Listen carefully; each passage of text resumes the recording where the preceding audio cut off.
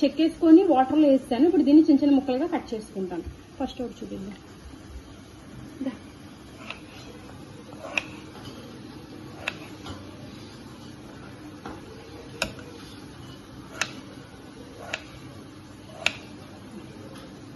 ఈ మాత్రం ముక్కలు అయితే సరిపోతుంది ఫ్రైకి.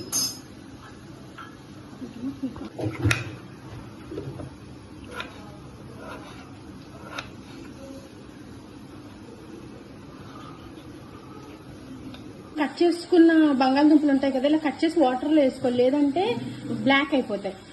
బంగాళదుంప వేపుడికి నేను కొంచెం కొబ్బరి నూనె వేసుకున్నాను. మీకు ఏ నూనె కంటే ఆ నూనె వేసుకోండి. దీనికి తాలింపులు కానీ ఏమేను సింపుల్గా చేస్తాను.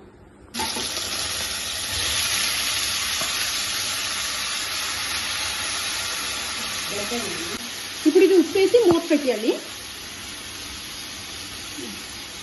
ఉప్పు వేస్తాను. ఇప్పుడు పసుపు